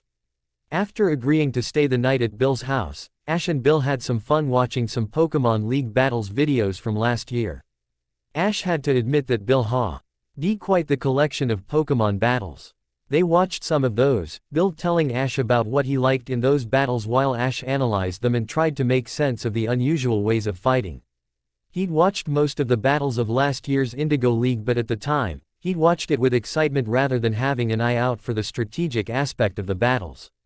This time, he was able to make out why certain moves were used the way they were. Now that he was a Pokémon trainer and had trained his very own Pokémon, he understood those aspects much better. It was one thing to battle with Pokémon that you didn't own like he'd done in his younger years, and another to raise his own Pokémon and use the moves he'd taught them in battle. Ash was quite surprised by the amount of knowledge Bill possessed when it came to Pokémon battles and the subtlety of it all. At first, Ash had assumed that Bill would just be a casual fan who loved Pokémon battles. Almost everyone in the entire world watched them, so it would come as no surprise that a researcher would. However, Bill had quite the eye for strategies and the way a move was executed. Ash was quite amazed at how much thought Bill put in his explanation. He had to remind himself that he was in the company of a world-renowned researcher, one who'd achieved more in only a few years than many researchers did in their entire lives. Ash was also able to get a much deeper knowledge of the X-transceiver that Bill had gifted him later that day. When Bill gave it to him, he'd explained the basic features, but this time, he Went one step further and explained some of the very best features in detail, and how some of them worked. "This is goodbye then, Bill," Ash said, pursing his lips. Bill sighed. "I guess it is. I can't tell you how I loved the time I had with you. It's not too often that I get visitors here." He rolled his eyes as he glanced at the ground before smiling. "Not ones who'd listen to me blabber all day anyway." "You'd get a lot more guests if you didn't have your guards," Ash snorted. "And I bet a lot of them wouldn't be cool." Bill shook his head in amusement. "Indeed. I'm grateful for them working for me in the middle of nowhere." Ash let out a laugh at the antics of Bill. The guy was way more relaxed than he'd expected. He had to admit that he expected Bill to be somewhat arrogant and stuck up. Not everyone achieves as much as he did, and not in the amount of years he did. He was a great guy. One Ash would love to spend more time with. "I better get going then," Ash sighed. He did love the time he spent here. "I don't want to give you a chance to tell me to stay another night because it was late." Bill cleared his throat. "I will say I wouldn't really mind that, to be honest with you." Ash turned around and glanced at Bill over his shoulder. "Thanks for everything, Bill. I'll try my best to get some data for you on the Pokeballs." "More importantly, Ash," Bill started. His eyes narrow, wet as he stressed on the words he spoke. "Gimme some great battles to watch. I'll try to make it to the Pokemon League if I can." It was quite some ways away, but Bill seemed excited already. "Don't worry about that," Ash confidently gushed. "My Pokemon will be much stronger by that time, and I'm sure they'll be able to put on a show for you." "Well then," Bill said, shrugging. "I'll be looking forward to that. See ya, Bill." Ash spoke those final words as he stood straight and began his march. "Goodbye." Bill spoke into the distance as he watched Ash take steps and get away from the mansion, one step at a time. "Quite the fascinating guy you are, Ash." Ash yawned as he kept his sleeping backpack inside his backpack. It was just 7 in the morning and he'd been able to keep up with the SCH. Edul he'd set thanks to the X-transceiver that he'd received from Bill. It had proved to be a helpful device. He was able to make a list of things he wanted to train his Pokemon in the X-transceiver without having to rely on his memory. It had been 2 days since Ash left Bill's mansion and continued on his way to Vermilion City. He'd trekked quite a bit in those 2 days. His schedule was to get up at 7 in the morning, train. Then be on his way, stop for lunch, and then again walk until it was sunset. He didn't really do much training after sunset because of the tiring journey he was in. Instead, he used that time to get to know his Pokemon better, talking to them and having some fun. After packing up his tent in his bag, Ash got the small bowls out of his bag and put some food on each of them. His bag had become rather heavy due to multiple stuff he had to carry now that he had more Pokemon. He was quite lucky that his mother had trimmed up on the things he was going to take at the start of his journey. "Your food's ready, guys," Ash called out as he stood. The 4 Pokemon who were talking to one another up until then quickly ran towards their trainer and didn't waste any time in getting to their food. "You guys sure are hungry today," Ash smiled as he saw his Pokemon munch all the Pokemon food down. Like always, Kaiser loved his food and preferred to eat it quicker than the others, getting some food over his face in the process. Ash shrugged and sighed. "Take it easy, Kaiser." He sat down and wiped Kaiser's face with his handkerchief. "Your food's going nowhere." Kaiser let out a hiss in response, letting his trainer wipe his face before going back to one of his favorite tasks. It quite enjoyed the food that Ash always gave him. Yes, it had been the same food over and over again. Unless they were in a town or city. But it still tasted amazing to him. Ash beamed at his Pokemon as he perched himself under a tree nearby, showing a wide grin as he saw his Pokemon enjoy their food. He grabbed his own packed food from his backpack. He opened the plastic cover to reveal a burger. That was his go-to food whenever he was on a trip. He walked enough not to get fat eating all these. Right then, something caught Ash's attention. He could feel something close to him. It was behind the tree. He waited a few moments before he acted. As the feeling of this presence got stronger, Ash jumped up. His brows furrowed together. He unconsciously wiped some sweat with his shirt as he took a couple steps backwards. The Pokemon who'd been enjoying their meal a few seconds early, too had gotten wind of what was happening. They too sensed it. Something was hiding behind the tree where Ash stood. They couldn't make out what it was. Finally, Ash decided to see what it was. He'd run out of patience. He scurried to his left and his eyes widened when the realization came. He recognized the creature. A bipedal yellow creature with a kite-shaped face. Its shoulders and chest were brown and it had a long, yellow tail. An Abra! Ash exclaimed. The cry of surprise from Ash had the Abra spring up. It furrowed its eyes, letting out a cry as it spread its arms wide. Ash covered his ears. A grimace on his face as the sound which Abra emanated reached him. It wasn't just a sound. There was a small psychic current created in the air that flowed around. His Pokémon too grimaced from their positions. As the attack ended, Ash grinned. This was a great chance for him. Abra were rare Pokémon. Their final evolutions were strong and Ash couldn't help but think about the possibility that the Psy Pokémon could open for him. He had to catch it. He absolutely had to. Kaiser howled as he crawled its way up to behind the tree where Abra was. He opened his mouth wide and launched his attack. The dragon breath just whizzed past Abra's ear. The psychic type took a few steps back, fearful of the foe that it would have to face if it stayed there. As Abra brought its hands together to concentrate psychic energy inside its body, Ash dug his, clenching his fists. A new capture always excited him. Kaiser! Ash shouted urgently. It's gonna use teleport. Use dragon breath. Quick! Kaiser opened its mouth and charged the required energy. He fired it where Abra had been but it was too late. Abra had disappeared from its position. The dragon Pokémon quizzically turned his head around to track his foe but failed. Ash gritted his teeth in frustration. He kicked the ground, angry at himself for letting the Abra use teleport. How could he have been so lost in thought that the Abra had enough time to use teleport? He was brought back to his senses when he heard Ignis howl. He looked at where Ignis pointed his fist. It was there. Abra had used teleport but it had only managed get to the end of the field to the left of them. It was a clear field. Ash still had a chance to catch it. Ash glanced at where his backpack was. There was no chance it would go anywhere from here. Let's go guys, he yelled. His grin showed that he'd gotten back the enthusiasm. He wanted that Abra. That Abra's gonna be our new friend. As Ash scurried towards the Abra, his Pokémon followed suit. In a few moments Ash caught up to where the Abra was, and his Pokémon caught up to where he was. His forehead creased at the sight of Abra bringing its hands together again. It was planning another teleport. Ignis, use Ember, he commanded. Kaiser, Aqua Jet. Ash wouldn't normally think of taking on a wild Pokémon in an unfair fight. But here, it hardly mattered. The odds of the Abra escaping again were high. He had to make sure the attacks hit. As long as they did, he was confident he'd be able to capture the Abra. Kaiser gushed ahead, its body gradually being covered in swirling water. Ignis, Flames too made their way towards Abra. But again, the Abra disappeared before either of the attacks could reach it. Ash clenched his fists. Not again. 2 chances and he wasn't able to catch it. He glanced around to check for any signs of the Abra nearby. He couldn't find it. Tia, can you feel Abra nearby? Tia closed her eyes, emanating a weak psychic energy that traveled in all directions around her. She felt the different trees and some local Pokémon around.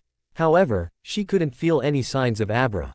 She opened her eyes, lightly chirping as she looked up at her trainer. Her shoulders slumped. She was disappointed to not have found the Abra. Ash jerked his head back, the bright sunshine finally crawling up to him. He wiped his forehead with his hand. Damn, he cursed under his breath. If only he'd remained calmer and thought about a better strategy to attack, the Abra wouldn't have been able to flee. His excitement had gotten the better of him. He grabbed his hat and sighed. It was all his fault. The Pokémon beside him appeared to be disappointed as well, their heads hanging, shoulders slumped. Ash grabbed his hat and sighed. It's all right guys, he said. He sat on the ground and stroked Tia's head. You guys did your best. Don't worry, we'll find some other great Pokémon. The Pokémon looked up at him and after a moment of hesitancy, they all cheered. As long as their trainer didn't mind. They didn't either. None of them minded a few more Pokémon friends.